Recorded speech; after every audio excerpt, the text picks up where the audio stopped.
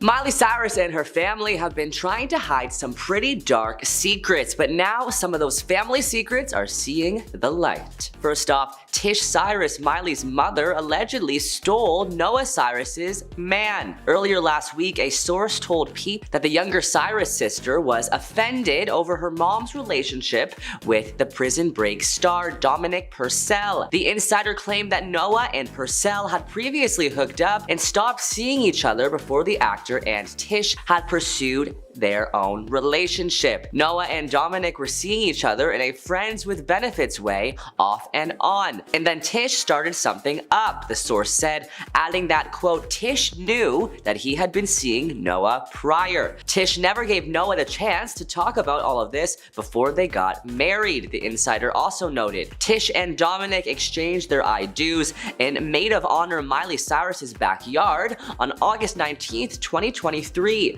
Noah was not present at the ceremony. What's even worse is that Tish allegedly hired security to keep daughter Noah out of the wedding. A source told Fox News Digital that to ensure Noah did not attend the ceremony, Tish hired lots of security. Noah's house in Malibu is located just blocks away from Miley's residence. The source added that at the time of the wedding, Miley was unaware of the relationship that Noah had with Dominic. Fox News Digital was also previously told that Noah and Dominic were seeing each other on and off but later cut ties. When Tish began dating him in 2022, she was privy of Noah's history with him, although there was no overlap. Noah and brother Brazen Cyrus allegedly spent their mother's wedding day together at Walmart, where Noah donned a Billy Ray Cyrus shirt and posted a cryptic message about loving her father to Instagram. Next up, let's discuss Miley and Billy Ray's troubled relationship. Billy Ray Cyrus, the 62-year-old country music icon, has reportedly attempted to mend his strained relationship with his daughter. The father-daughter duo has experienced a growing distance in recent years following Billy Ray's divorce from Miley's mom, Tish,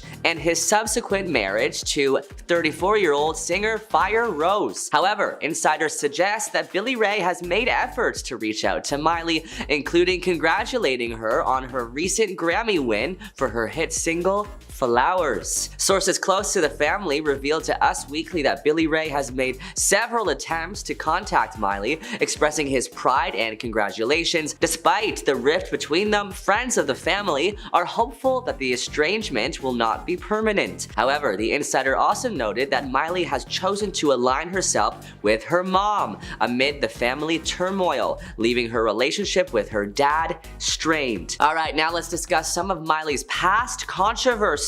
Miley was criticized for a dance number she did at the height of her Hannah Montana fame, which featured a pole at the 2019 Choice Awards. While singing her hit Party in the USA, Miley got up on top of an ice cream cart and straddled the pole as she belted out the lyrics. Miley claimed that she had no intentions of causing controversy. It wasn't a pole, it was actually just for stability, guys. I had a heel on. What do you want from me? The singer said in a clip from her Used to Be Young docuseries on TikTok. Was I really gonna do my performance without dancing on top of an ice cream cart? Cyrus said. Cyrus later admitted to British Vogue in June that she carried a lot of guilt and shame around that time period because of how her younger audience reacted to her edgier persona. I carried some guilt and shame around myself for years because of how much controversy and upset I really caused. Now that I'm an adult, I realize how harshly I was judged. I was harshly judged as a child by adults, and now as an adult, I realize that I would never harshly judge a child. Jennifer shares more about her past toxic relationships by saying, quote,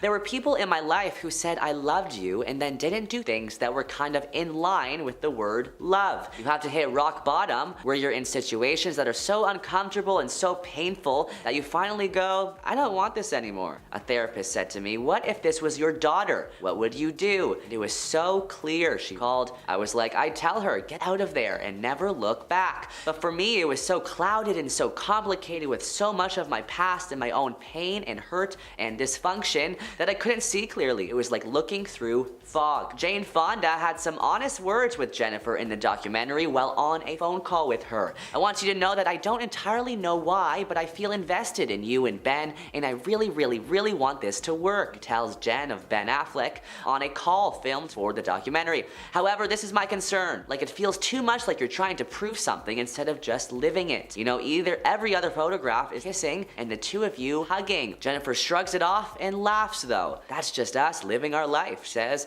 But Jane Fonda did have a point, and if Jennifer listened to her, it may have saved her from receiving horrendous reviews online after both movies came out.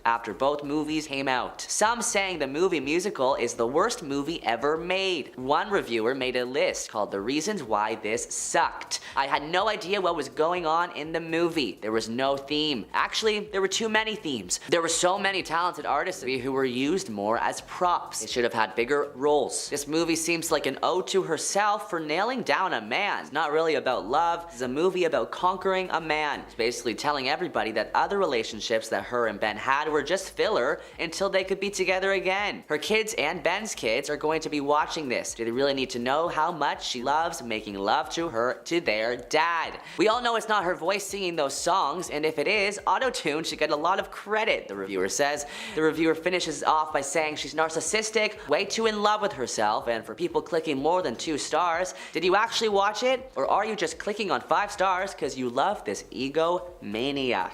Thoughts in the documentary on former co-star Jane Fonda's phone call, saying Jane is still very protective of her and felt like you're putting yourself out there to get beat up again. Jane Fonda's concerns resurfaced when she thinks about photos of the couple at the Grammy Awards, in which Ben Affleck's disinterested expression became the target of memes galore and gossip about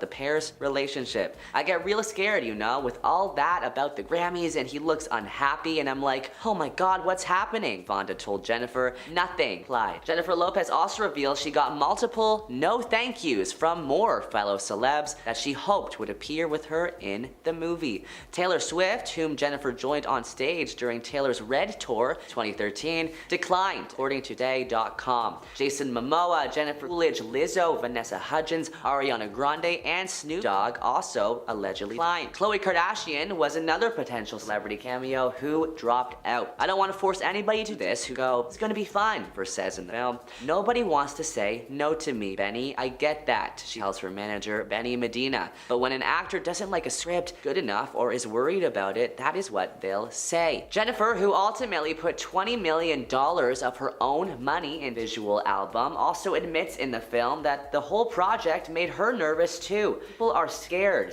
to put out there. I get it, she says. Took me a long time. I'm scared. I don't act like I'm scared. That's the secret to my whole effing career. Looking back on her childhood, Lopez also reveals that she felt very ignored by her dad and that her mother was always the center of attention. She got used to being around people who acted that way. Jen felt emotionally neglected as a child, Ben Affleck says. He continues drawing parallels between her longing for approval and his own past struggles with alcoholism. It's a hard thing to look at somebody whose professional life is wildly successful and who on Instagram looks like they're living the happiest life in the world.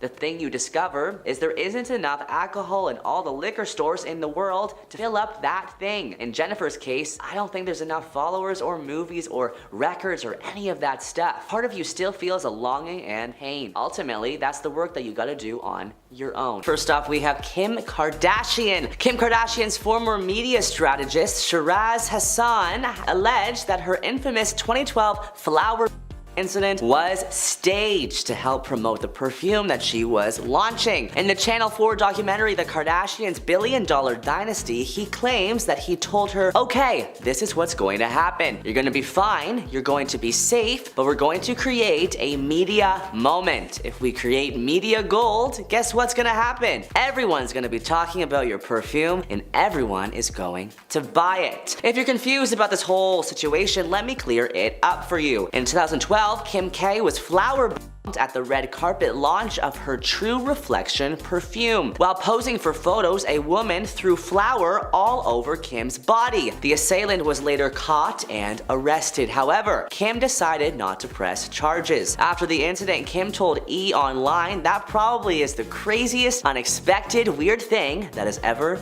happened to me. Meanwhile, Kim's sisters also took to Twitter to defend her. Courtney wrote, "I wonder if they would have dared thrown the flower at my hormonal and pregnant self." Chloe then tweeted, "I wish I was with my sister tonight. I bet you that woman would not have dared tried a thing." Celebrities including presenter Juliana Rancic also tweeted in support of Kim, but turns out it was all fake. Next, let's discuss another secret that was revealed about Kim K's mom, Kris Jenner. Kris Jenner's former nanny, Pam Behan, believes the famous momager was, quote, grooming her children for their current celebrity status their entire lives. In her tell-all book, Malibu Nanny, The True Adventures of the Former Kardashian Nanny, Pam wrote, "They only wore the cutest clothes from the nicest stores and were always perfectly well dressed, even at a young age. They were fashion plates and their image was being carefully crafted. I do believe that the success they enjoy now is what she always hoped for and wanted for them and for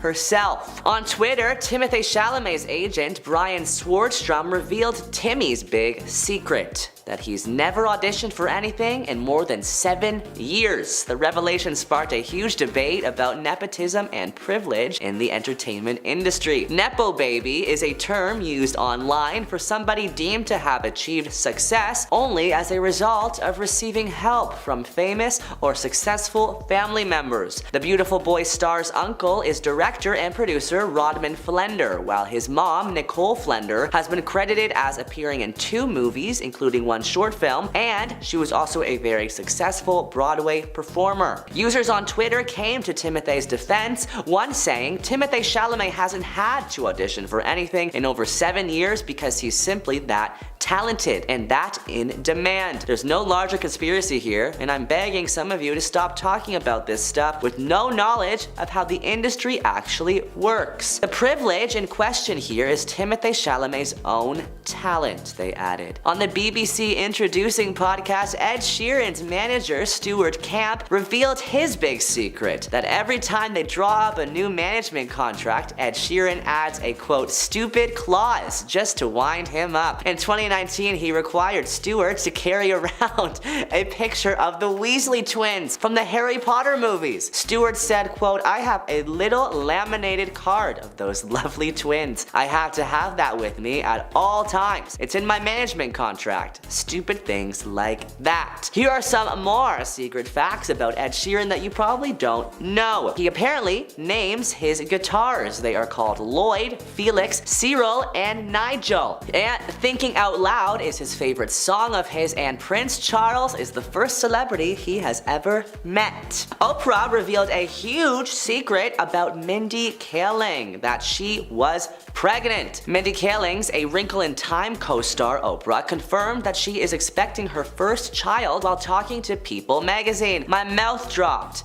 Winfrey recalled about how she first heard the news while standing in a press line at Disney's D23 Expo. "What did you just say?" she said. "Oh, Oprah, I don't think you know I'm 5 months pregnant." And I said, "What?" Mindy Kaling wasn't too bothered by how her baby secret was revealed though, thank goodness. She did announce it, Kaling said on the Ellen Show. "I had told Oprah and Reese Witherspoon on a movie that we're working on, A Wrinkle in Time, and she announced it at a press event. She was very excited. If anybody's going to announce big news about your private life, Oprah Winfrey is the person. You can't complain that much about it." And you also can't be like, "Hey Oprah, zip it," because she's almost like a religious figure. So if there's one person I have to tell my daughter about that revealed her existence to the world, Oprah is pretty good. Another celeb that has exposed Hollywood is Selena Gomez. The superstar who boasts 430 million followers on Instagram often speaks about the downside of being famous, telling Interview magazine in 2020 that everything she does causes a reaction, saying, "The sad part is I don't remember a time when that wasn't the case. What has kept me afloat is that I know eventually it'll be somebody else, and I don't mean that in a negative way." she said, adding that fame has still allowed her to talk about things that are important to her. A huge part of why I have a platform is to help people. That's why I think I'm okay with the magnitude. I mean, I'm not really okay with it, but I'm gonna say that I am because it's worth it. Perhaps the celebrity with the most famous Hollywood horror story is Miss Britney Spears. In 2008, Jamie Spears, her dad, was granted the conservatorship after Britney reportedly struggled with mental health issues and was hospitalized. After Britney was released, a Los Angeles court made the conservatorship permanent, giving her father power over all her finances and her medical decisions. Although Britney was an adult at the time, she was treated like a prisoner and says she was not allowed to leave her house unless granted permission. Her father was making more money than her because he was taking a huge percentage of her earnings and not telling her. Wow, what a father he is. The greed of Hollywood doesn't stop there though. Scientology, a popular organization in Hollywood, has been known to take insane amounts of money from its members, claiming the payments will get them into a higher level in the afterlife. Actress Leah Remini, a former Scientologist, exposes the organization for the way they ruined her life after she left. The actress, who was brought into the church as an 8-year-old after her mother converted to the religion, slammed the organization for its alleged scare tactics and seemingly helping certain members avoid jail for various horrible crimes. Leah met famous Scientologist/actor Tom Cruise while still in the organization, but had to pay $1 million to do so, which she paid. After leaving, Leah sued the organization for alleged stalking and hacking. She states she reportedly had cars chasing her and following her every single day and had hackers hack into her bank account and steal thousands of dollars, all because she left the organization. Yikes. Not all Hollywood drama comes from Hollywood though. And this was the case for Kim Kardashian in Paris. In October 2016, while on a work trip to Paris, Kardashian was robbed at 3 a.m. while alone in her hotel. She was tied up and blindfolded while men in masks raided the hotel room for money. In the end, $10 million worth of jewelry was stolen, as well as 2 cell phones. Kim's sisters and bodyguards were at the club while everything took place, and Kim decided to stay home because she was tired. Boy, was that a life-changing mistake. Kim recalled the fear that she felt during a conversation with the concierge, who was also held hostage in that moment. She says to the concierge, "I'm like, what is happening? Are we gonna die? Just tell them I have children. I have babies. I have a husband. I have a family. Like, I have to get home. Tell them, take anything you want." 2 French judges later charged 12 people in relation to that robbery. Kardashian, who shares 4 kids with ex-Kanye West, has said that she almost lost herself in the year following the crime. Explaining on the Alec Baldwin show in 2018, "I was never depressed, but I wasn't motivated to get up and work like I used to. It shook me." However, the reality star also shared that she has learned to feel grateful for the experience in a way. "There was a lot of me that measured who I was by how much I had. I thought, oh, I'm worth so much," she noted. "That needed to change in me." Our final celebrity of the day is Miley Cyrus. Although Hannah Montana was a family-friendly show, starring in it gave Miley an identity crisis, she says. "I had gone from being a character almost as often as I was myself." And actually, the concept of the show is that when you're this character, when you have this alter ego, you're valuable. You've got millions of fans, you're the biggest star in the world, and then the concept was that when I looked like myself, when I didn't have the wig on anymore, nobody cared about me. I wasn't a star anymore. So that was drilled into my head, Cyrus explained. "I really had to break that, and I think that's maybe why I almost created a characterized version of myself at times, in the way of being aware of how other people see me. I never created a character where it wasn't me, but I was aware of how people saw me, and I maybe played into it a little bit," Cyrus continued. Speaking of her persona after, Cyrus has also talked about how the costumes and makeup took their toll on her, likely causing some body dysmorphia.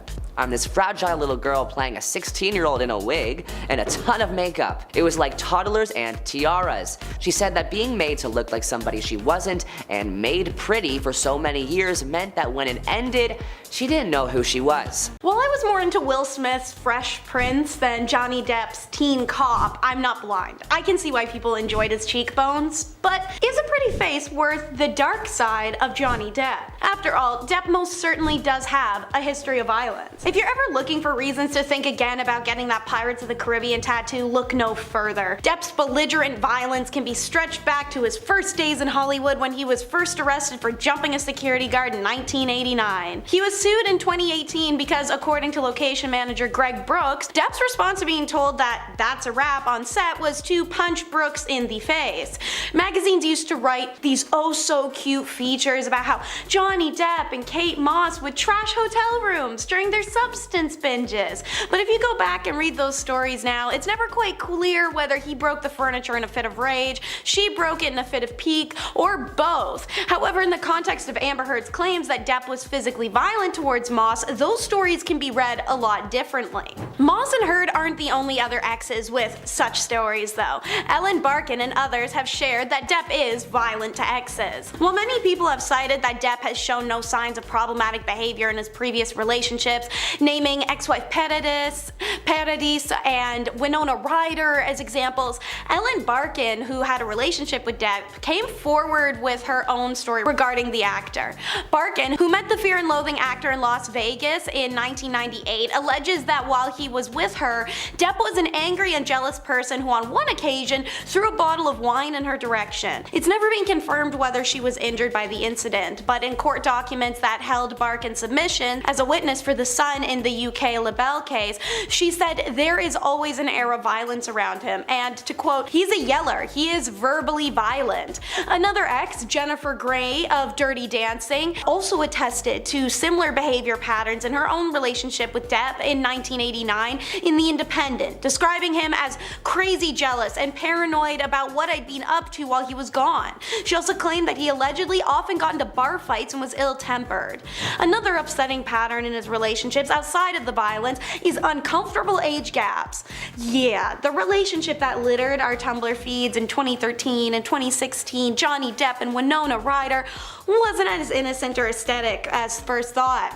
Though celebrated as one of the most iconic pairings of all times, Depp was actually 25 when Winona Ryder was only 17 when they first met, making him 8 years her senior. So by saying they were dating, I mean he statutorily violated her and nobody cared because their cheekbones just looked so cute together.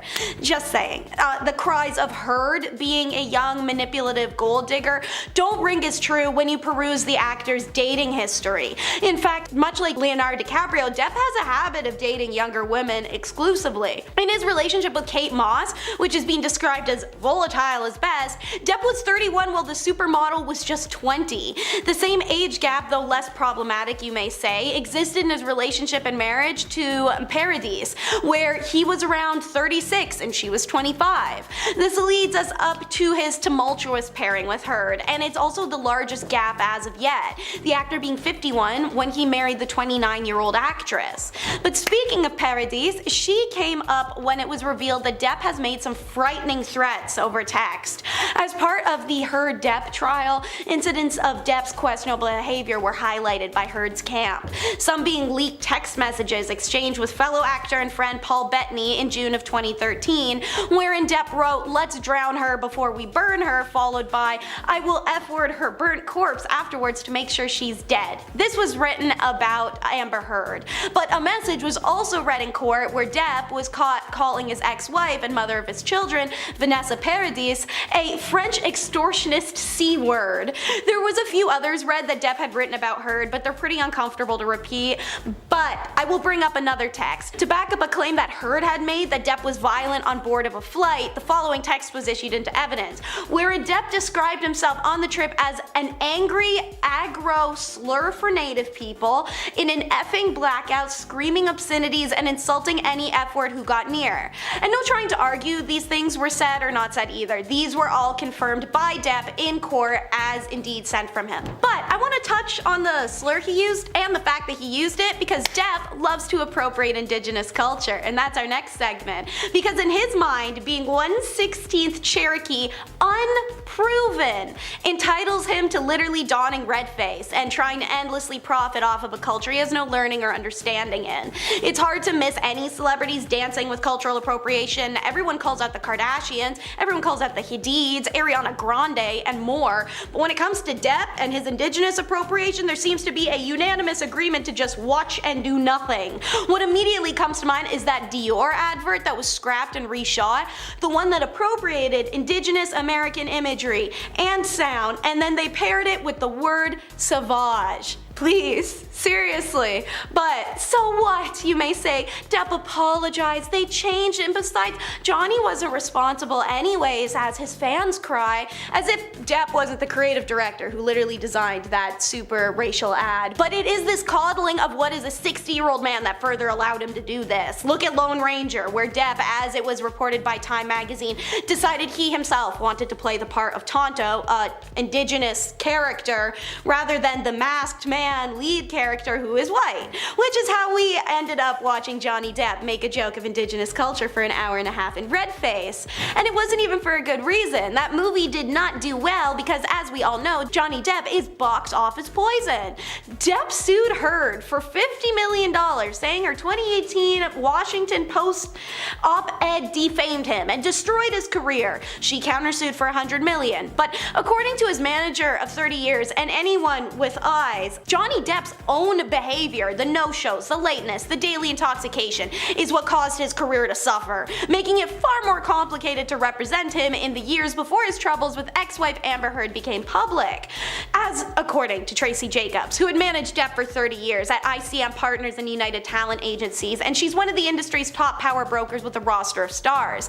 She said at one point Depp became the biggest star in the world and was extraordinarily talented, but that her opinion of Depp has changed over time to, quote, due to it getting harder to get him jobs given the reputation that he had acquired due to his lateness, amongst other things. She said during their last 10 years of working together, to quote, I was very honest with him and said, you've got to stop doing this. This is hurting you. And it did. Hollywood was talking. Jacobs said crews loved the actor but didn't love sitting around for hours waiting for the star of the movie to show up, and his popularity plummeted.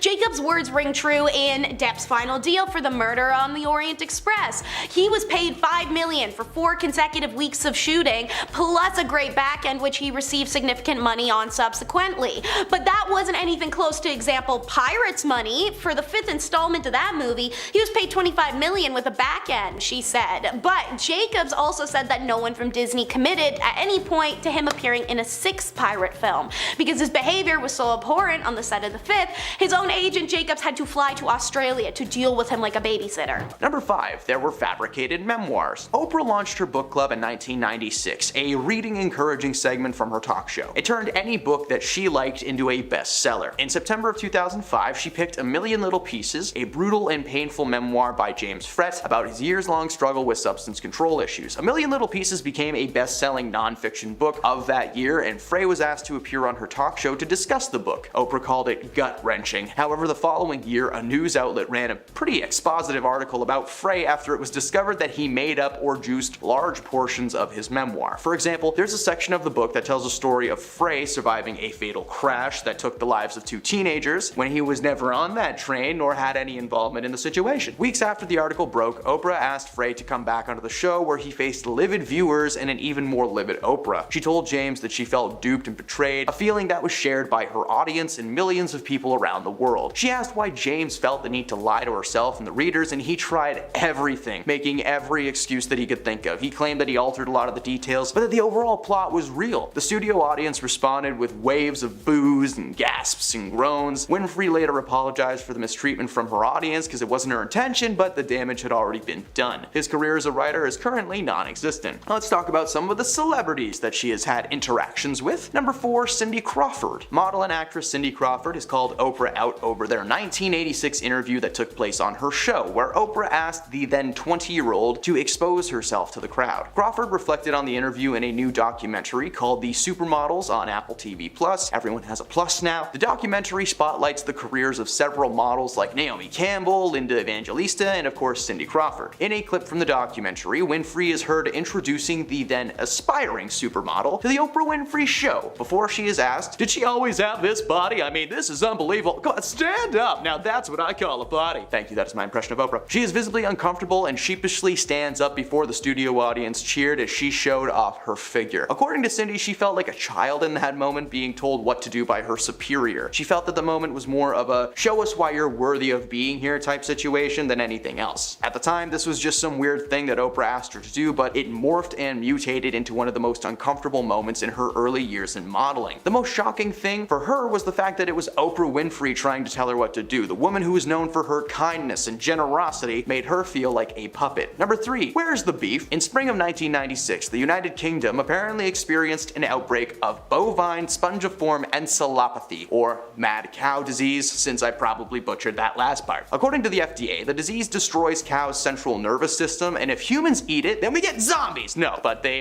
can contract a deadly variant called Creutzfeldt-Jakob disease. During the mad cow scare, the Oprah Winfrey Show booked Howard Lyman. The former cattle rancher had adopted a vegetarian lifestyle, and he went to work for the Humane Society's Eating with Conscience animal welfare campaign, and he appeared on the show to discuss the threat of mad cow to Americans. He pointed out that feeding the remains of mad cow to infected cattle or any other animals could have facilitated a spread, and such practices were apparently common in the United States. Oprah was stunned and vowed that she would never eat a burger again. And it turns out her influence and her millions of viewers were so large that only a few hours after that statement and the episode aired, she declared to never eat a hamburger ever again, and the price of beef stock plummeted, staying at an all-time low for 2 months. One Texas rancher actually lost an estimated $6.7 million that year and organized a class action lawsuit against Oprah and her show for talking trash about American beef. After about 6 weeks of a trial, she won, leaving one man with no farm and out thousands of extra dollars in legal fees. Number 2. Tom Cruise. Despite this man being in the Mission Impossible franchise, he's been in a lot of movies produced by himself. You didn't think Hollywood forgot about Oprah, did you? Following the announcement that he was engaged to Katie Holmes in the early 2000s, Tom appeared on an episode of The Oprah Winfrey Show, and it has gone down as one of the most iconic TV moments of all time. From the moment he steps on stage, things are just going wrong. He throws arms in the air, he rubs Oprah's shoulder like she's got a stain that just won't come out. Tom jumped on her couch, grabbed her hands over and over. She couldn't even get any questions out. Eventually, Oprah was like, "Okay, I'm done, bring Katie out," and then Tom is just running through the hallways as cameras follow him Blair Witch style. The moment cemented Tom as a man with many hidden personalities, and while it has not affected his work as an actor per se, ever since that day, whenever he's brought in for press of any kind or interviews, all entrances and exits must be locked at all times for everyone's safety. Again, this man may be in movies still, but they're rarely anything new or good. Number 1. Whoopi Goldberg. In author Kitty Kelly's unauthorized Oprah biography, Kelly claims that Whoopi Goldberg became a persona non grata, or an unwelcome person, to Oprah after Whoopi was nominated for an Oscar for her role in the original version of The Color Purple. The book noted that following the honor, the comedian never appeared on Oprah's show again and was noticeably shunned from her 2006 Legends Ball. It wasn't until Oprah invited the entire cast of The Color Purple onto the show that the so-called feud was addressed. It turns out Oprah actually ran into Whoopi at Tyler Perry's party sometime around 2006, just after the snub. Goldberg confronted Oprah, leading to a hilariously adorable moment between them. She asked if she was mad at her, to which Oprah said, "I thought you were mad at me. Well, that's crazy." They mutually agreed that they really should have just picked up the phone a long time ago and settled the dispute. After Miley's viral Wrecking Ball video, the world seemed to be in full meltdown. The song, which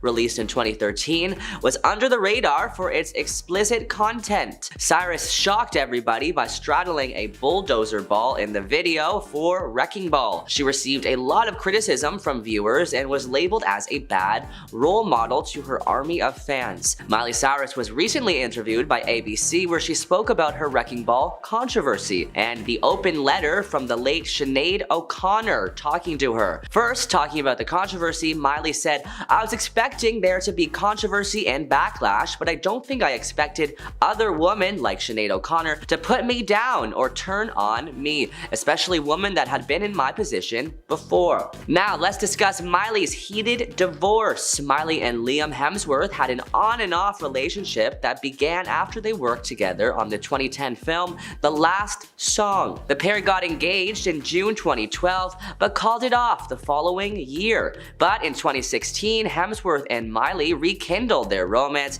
and tied the knot 2 years later. However, the twosome split for good after 8 months of marriage. Following their split, Miley was accused of cheating on Hemsworth after she was spotted getting cozy with Caitlyn Carter. The musician, for her part, shut down the allegations and cleared the air. "Once Liam and I reconciled, I meant it and I was committed," she wrote through a lengthy Twitter thread in 2019. "There are no secrets to uncover here. I've learned from every experience in my life. I'm not perfect. I don't want to be. It's boring. I've grown up in front of you, but the bottom line is I have grown up. I can admit to a lot of things, but I refuse to admit that my marriage ended because of cheating. Liam and I have been together for a decade. I've said it before and it remains true. I love Liam and always will." Miley's song Flowers had apparently a lot of hidden meaning. When Miley Cyrus announced the release date of her song from her 8th album, Endless Summer Vacation, there was a lot of excitement over it. But following its release, the melodic beat, catchy lyrics, and eye-catching music video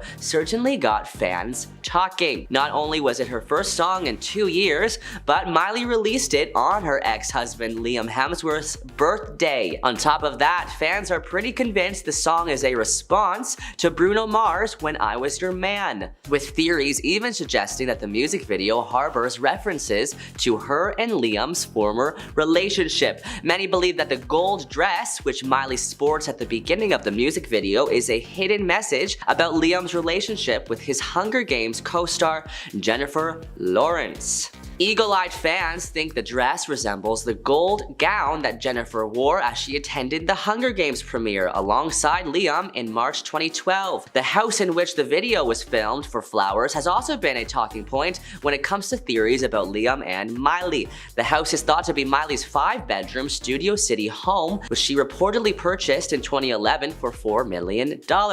It has been rumored that Liam previously cheated on Miley inside that exact house. Towards the end of the video, Miley can be seen strutting her stuff and dancing around her gorgeous home wearing an oversized black suit. This brings about another fan theory that the suit is in fact Liam's. As fans of the pair may remember, Liam sported a similar suit as he attended the Avengers Endgame premiere. Not only that, but there were rumors at the time that Liam could be seen telling Miley to behave for once as they posed on that exact red carpet. Miley Cyrus was apparently once a mean girl in her past. This once mean girl mocked Demi Lovato and Selena Gomez in an online video with her best friend Mandy back in 2008. On their YouTube channel, the teenage girls decided to mimic Miley's Disney rivals when they word for word copied one of Selena and Demi's recent YouTube videos. Although they denied doing this with cruel intentions, they later took the video down and apologized. Miley and Katy Perry locked lips during her tour in 2014, but this wasn't the first time the pair had shared a kiss. The girls have been friends since teenagers, and it's been speculated that Katy Perry's hit single I Kissed a Girl was actually inspired by her close relationship with Miley. Lastly, after much gossip and scandal about Miley's relationships, the superstar decided to set the record straight with a lengthy post on social media. The singer went all in during this outrage, which I must admit had some truth in it. Miley ranted about how the media treats her relationships, claiming that famous men aren't treated the same when they date multiple women. Her post said, quote, "Men, especially successful ones, are rarely shamed. They move on from one beautiful young woman to the next, most times without any consequence," she wrote. "They are usually referenced as legends or heartthrobs or a ladies' man, etc., where women are called awful names. I am just trying to thrive and survive in a man's world. If we can't beat 'em, join 'em. Can't I just have a kiss in an acai bowl?" she continued, referencing to the news that spiked the rant, a TMZ video of Miley kissing 22-year-old Cody Simpson while on an acai bowl date in Los Angeles. At number 10, we have how she felt about Desperate Housewives. While she enjoyed working on the set and had a great time with the cast and crew, it dominated her career, and she wanted to be known for something other than Desperate Housewives. In a nutshell, the show was about how one of the housewives who passed saw her friends, saw the world, and saw her personal experiences. But over the span of the 15 years the show took place, they gradually learn about the dark and hidden things about the other women, and what they are hiding behind their white picket fences. The show had 8 seasons in total, and won many awards and accolades. And Felicity even won an award for Outstanding Lead Actress in a Comedy Series. So why would she want to break away from all that? Well, after the success of the show, she had a hard time landing roles that matched the success of the show. She has many IMDb credits, but all of them were either small roles or not blockbuster hits, which had to have put a dent in her confidence. This brings us to the next point. At number 9, we have how she's overshadowed by her husband. She dated and is now married to William H. Macy, and they have 2 daughters together. But with his decades of success, his most notable role being in Shameless, it's safe to say that people would recognize him first if they're out in public together. 15 years is a long time to be with someone, especially when it comes to Hollywood. He even helped her land some of the roles in some of the movies he was in as well, which led them to both earn their stars on the Hollywood Walk of Fame in 2012. It's good for them that they can actively work together, and it's important to be supportive of one another. But there is a definite success gap between the two of them, married or not. It could be the fact that Felicity was just never cut out for bigger roles, but as long as she is happy with where her career has gotten her, that's what counts. At number 8, we have how she's a Nepo baby. Now, it wasn't that she was born into a famous family, but she was born into a wealthy family, with her presumed father being a partner at Morgan Stanley. One of her grandfathers was the founder of the Peter Cartridge Company, a Baptist minister and an author, and her great-grandfather was a St. Louis businessman. Because of the family wealth, she attended a private school along with her 6 other siblings, and attended a New York university and an art school in London. This is what led her to have a stage career before reaching the big screen, but we'll get more into that later. While she hasn't directly been labeled a Nepo baby, she insists her success came from her auditions and her natural acting talent, rather than the fact that her parents paid for her to have such a prestigious acting education. At number 7, we have how she started as a stage performer. As I mentioned before, she did study acting and began acting in theater, as a lot of actors do. She's acted in 17 different stage productions, with most of them actually being in New York. She also continued to star in stage productions up until 2015, while taking breaks in between to star on screen. She hasn't said anything about her progression from theater to television, so we don't have a good inside look at how she managed the transition or how she handled it. But with her having numerous lead roles, it's safe to say that her stage acting paid off enough for her to become a television actor, even if they were only small roles in small movies. At number 6, we have her trying to be a parent. It's not easy to be a parent, and it makes it even harder when both you and your husband are regularly working individuals whose entire livelihood is based on landing roles. In the year 2000, she had her first daughter, and in 2002, they welcomed their second daughter. However, when Sophia, her eldest, was born,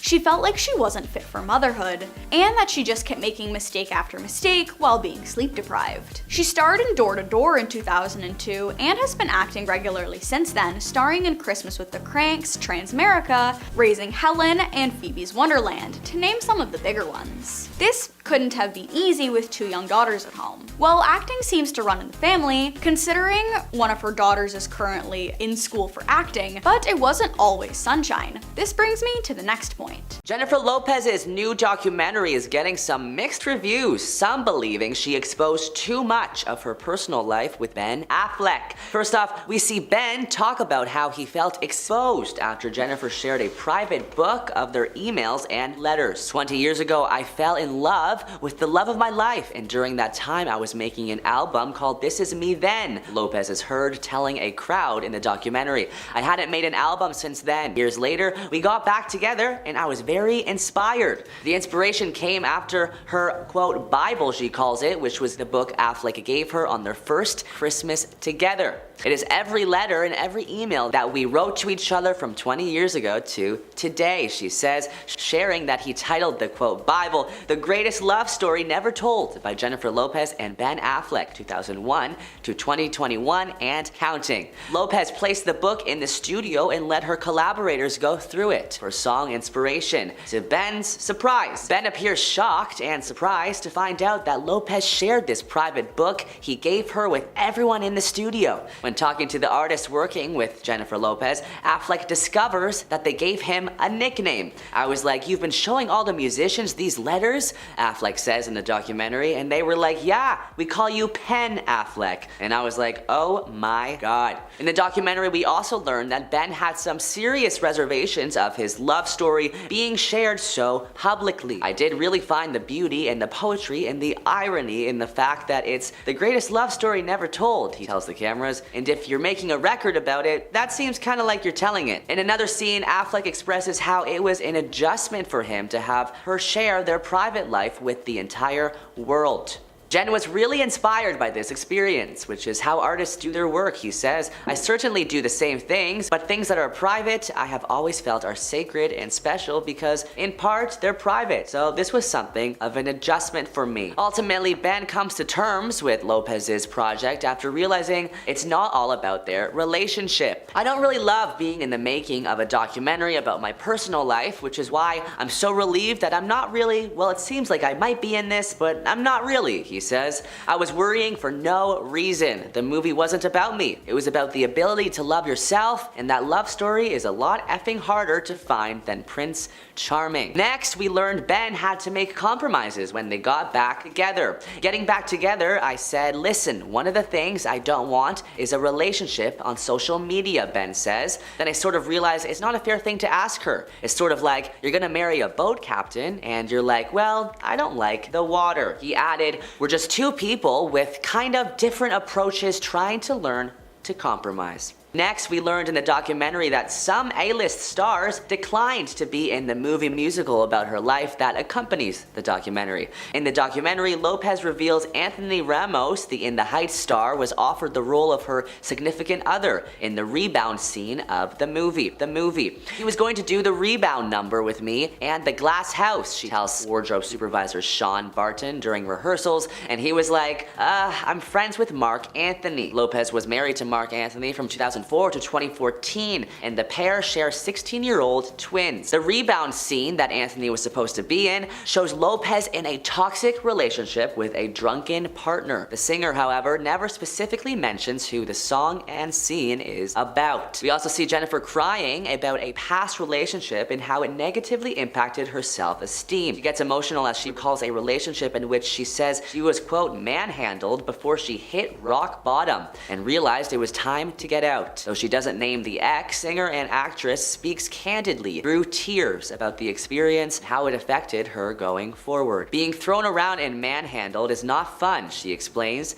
"I was never in a relationship where I got beat up, thank God, but I've definitely been manhandled in a couple of other unsavory things." Jen doesn't reveal who treated her that way, but her long career in showbiz has involved plenty of high-profile relationships in addition to her marriage now to Ben Affleck. Another pregnancy secret revealed: Britney Spears exposed Zoe Saldana for being pregnant. Spears announced that her former Crossroads movie co-star was expecting 2 little ones during a 2014 Entertainment Tonight interview. "Who knows? That's a very good idea, but she's pregnant with twins right now," she said, "so I'm sure she's got a huge future ahead of her," she said when asked if she and Saldana would ever work together again. On an appearance on Watch What Happens Live, Zoe Saldana confirmed that Britney Spears had been the first one to spill the secret. "The way that it happened was so innocent. I never even thought about holding her accountable to anything," she told host Andy Cohen. "We were on the same flight from LA to New York, and we just talked for the duration of the flight. She has 2 boys, I was having twins, and we had a beautiful talk. And I forgot, it never even occurred to me not to say anything, because we weren't trying to hide it. We were just trying to be discreet. I was shocked because we weren't ready to sort of share it, but it was Britney Spears, so it was okay." Also on the subject of Britney Spears, a former housekeeper of the celebrity pop star revealed that she struggles with keeping an orderly household and that she is untidy to the extreme. Spears' former maid said she frequently left clothes all about her room and that she even found partially eaten fast food under the furniture. Jennifer Lopez has been exposed for being a pop diva, and these accusations are shocking. Shocking! Jane Fonda called out her monster-in-law co-star J-Lo for injuring her on set. On the Drew Barrymore show, she said, "The thing that comes to mind right away is that we have a slapping scene. I slap her, she slaps me. Jennifer, as per Jennifer, she had this enormous diamond ring. When she slapped me, it cut open my eyebrow. You know, she's never apologized for it," she concluded. But Jane Fonda is not the only one who has something to say about J-Lo. Last year, a viral TikTok trend where people told their J-Lo horror stories went absolutely viral across the internet, and some of these stories are insane. One user said, quote, "I served at a restaurant where J-Lo and Ben Affleck were eating. At the end of the meal, Ben put a $100 bill down as a tip for the waitress. As Jennifer was just about to leave, she grabbed the $100 bill and replaced it with $5. Yikes. Next up, we have Lea Michele. The Glee star has been in the news the last few years for her apparent horrible behavior on and off set. Replying to a tweet Lea Michele made about the Black Lives Matter movement, Glee co-star Samantha Marie Ware wrote, "Remember when you made my first television gig a living hell? Cause I'll never forget. I believe you told everyone that if you had the opportunity, you would poo in my wig." Amongst other traumatic microaggressions that made me question a career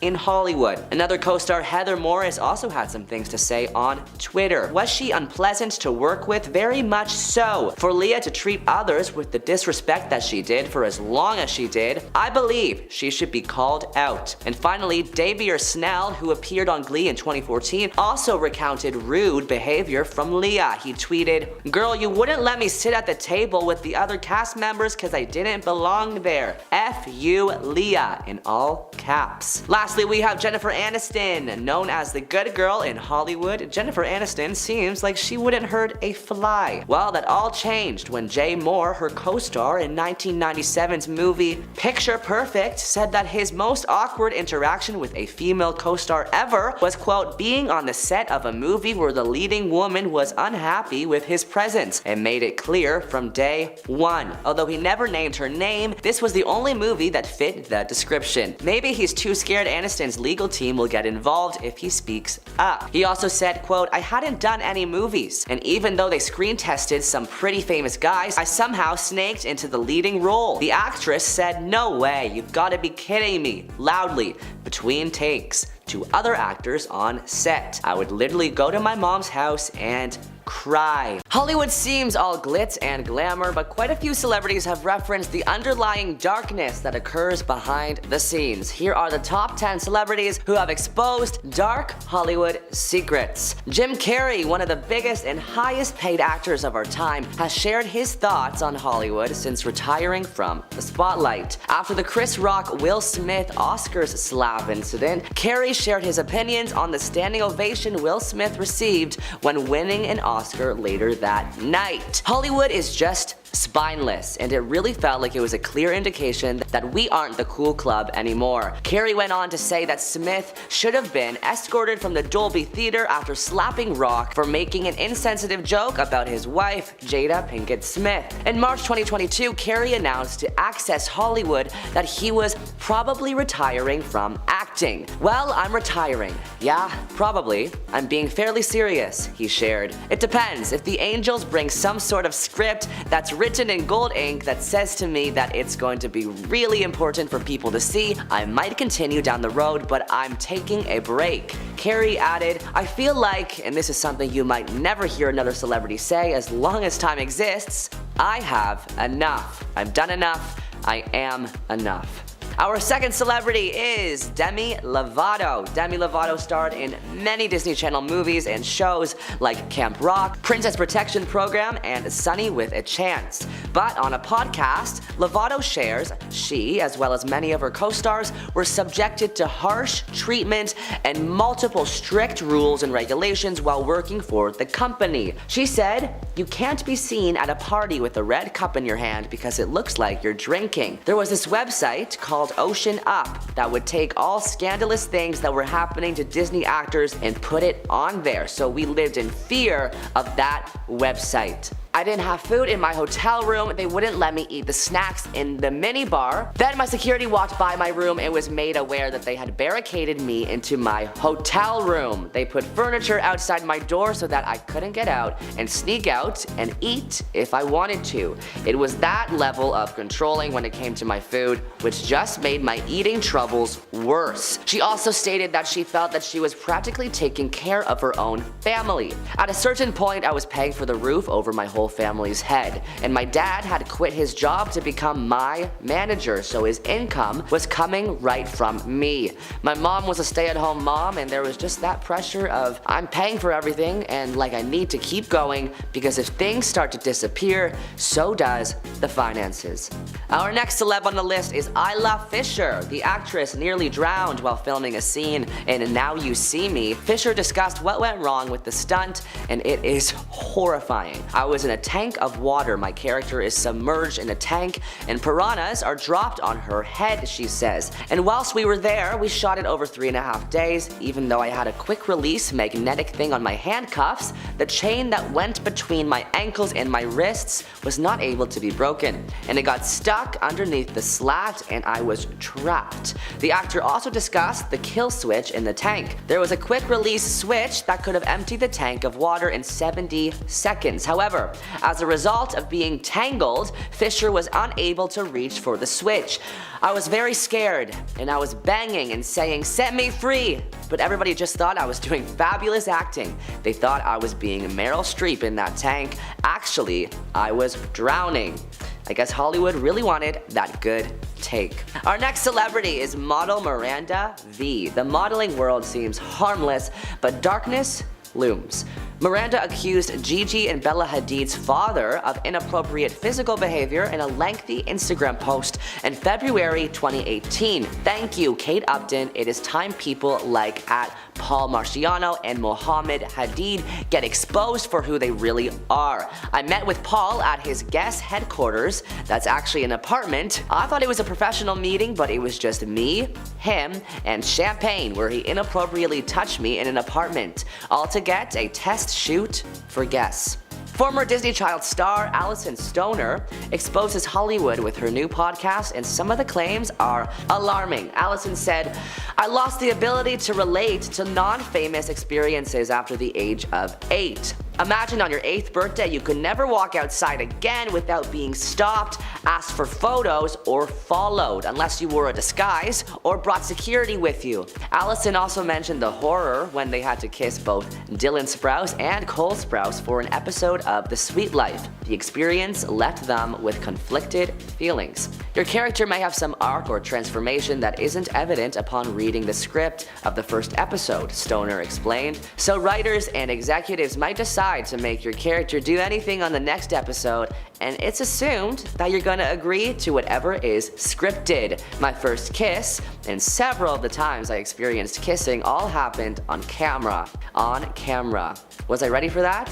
No, I felt young and uncomfortable, Stoner said, but they were already under contract and didn't want to appear difficult. Accusations of difficulties on set still follow the actor, who's now facing verbal harassment accusations from actress Lola Galdini, who said that Depp verbally berated her on the set of the movie Blow.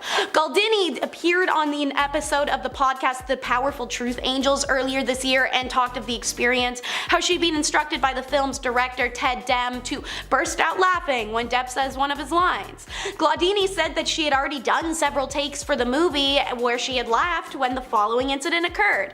To quote her, Depp says his monologue, I hear the cue and I go, ha ha, I do a big laugh or whatever. Johnny Depp, when they said cut, walks over to me, comes up to me, sticks his finger in my face and he goes, who the bleep do you think you are? Who the bleep do you think you are? Shut the bleep up. Lola then repeats Depp's entire F-bomb filled rant, which finishes with the line, now you can effing shut the F up. Now, the quiet that you are now, that's how you effing stay. Galdini further claimed that Depp had later offered a non-apology apology after the incident, saying that the Pirates of the Caribbean star allegedly told her, "You know, so earlier I was really in my head and staying in character. I'm doing this Boston accent and it's really epping with me, so I'm a little tense and stuff. I just want to make sure we're cool and everything."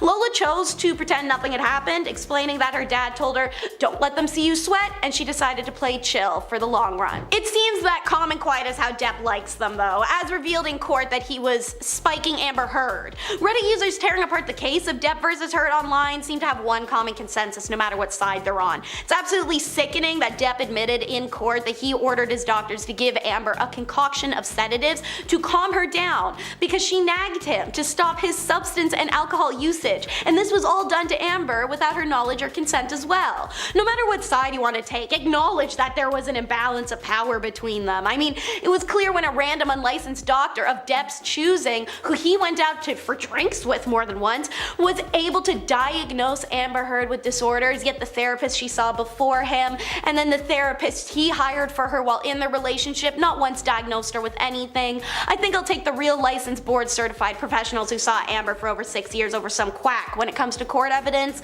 but these were the very same quacks that Depp had spiking Amber Heard, as proven by court documents and Depp's own self-admittance in a text to nurse Erin Borium on July 16th of 2016, which read, "I was the one that asked for you to calm her down and keep her under control, not because she was kicking D-words.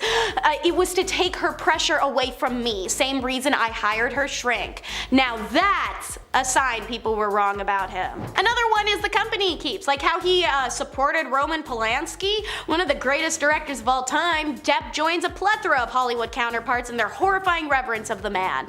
The director was found guilty in 1977 for the essay of a girl. He was 43, the girl was 30 years younger. Do the math. So he fled the US and lived mainly in France while avoiding any countries that had jurisdiction to extradite him to the States for his prison sentence. Despite this crime that he later even admitted to, as well as other horrifying displays of predatory behavior, and he's not exactly subtle about it, Polanski went on to win an Oscar in 2003. Multiple people have since come forth to accuse the director of horrible things, and when faced with house arrest in 2009, Depp was one of many actors to come forward for the R-wordist's defense, saying, "Why now? Obviously there's something going on somewhere. Somebody has made a deal with someone. Maybe it was a little money involved, but why now?" he said, the actor. And also very clearly he's proven this. Roman Polanski is not a predator. He's 75 or 76, he's got 2 beautiful kids, and he's got a wife he's been with for a long time. Yeah, it's your fave guy. He thinks he can't prey on people if you're married. But really, let's round it all off and remember that evil breeds evil. Depp now encourages other predatory people to repeat his actions, like suing more victims.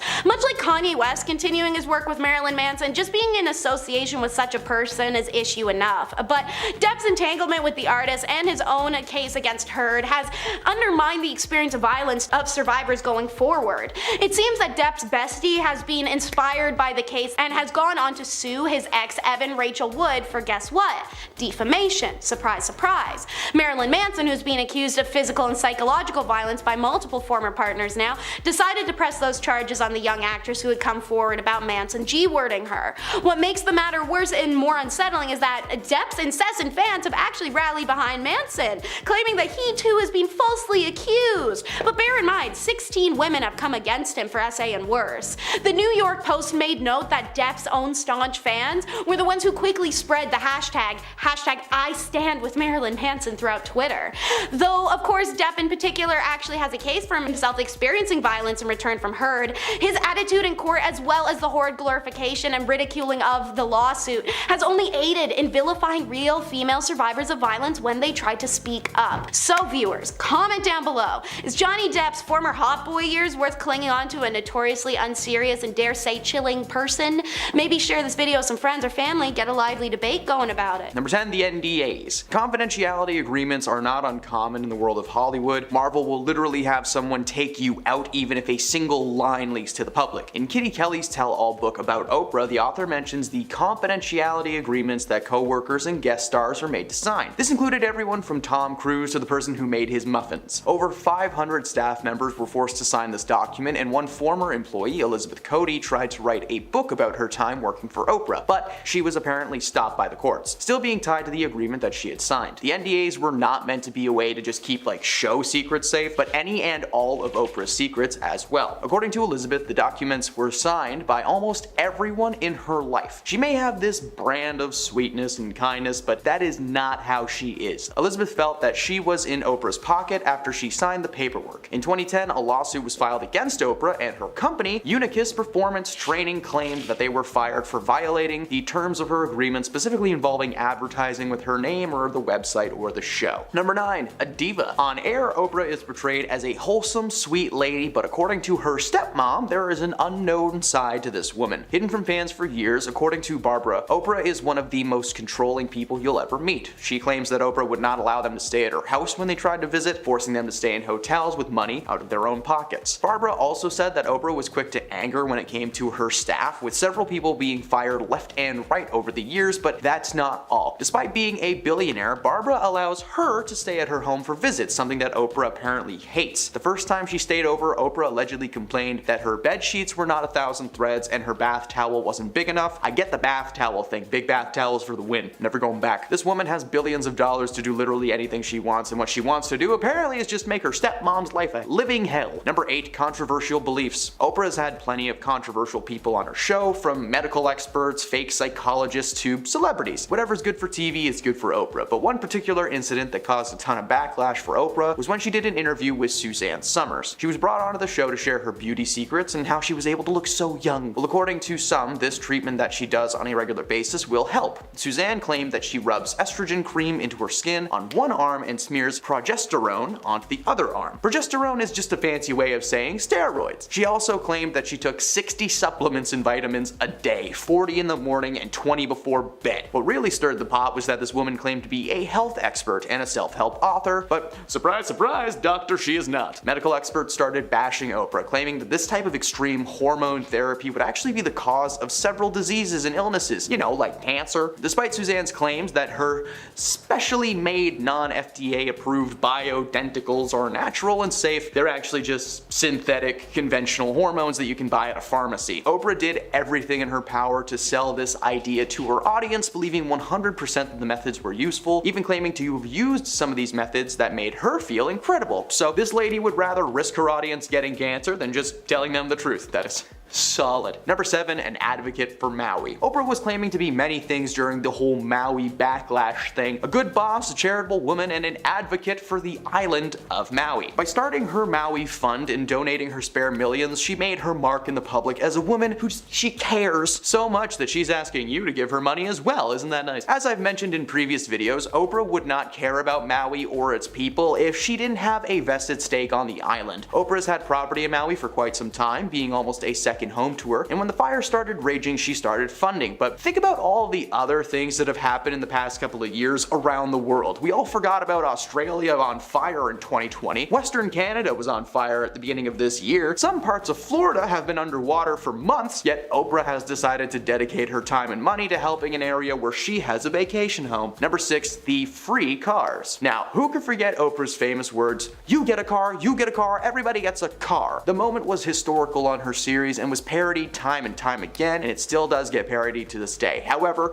what a lot of people don't know is that it wasn't as simple as, here are some keys, have fun. When someone gives out anything on television, there's a catch. For Oprah's audience, the catch was, if they wanted to drive away in a brand new car, they'd have to pay $7,000 in taxes first. While Oprah's studio would cover the sales tax and registration for each car, which was a lot, the audience members were given a choice to either pay the $7,000 and take their car home, or just simply take the cash instead. The infamous moment on the show featured 11 teachers who were, according to Oprah, in desperate need of a car. They, along with the audience, received keys in a box bucks on camera that Oprah claimed to be for their new cars. Everything has a catch even now. For someone who is known to be charitable and generous, the word free really means something different to Oprah. At number 5, we have how she didn't want to be a bad mother. No parent wants to hear that they failed or that they didn't do enough, or their actions caused their child to grow up the way they did. So because of this, both Felicity and William tried to raise their girls out of the media's eye, which is what we know is probably for the best, considering some children of famous people who grow up being famous are a little out of touch with reality. William said in an interview that when Felicity found out she was pregnant, she tried to gain all the knowledge she could about parenting through books, and would read stacks of different parenting books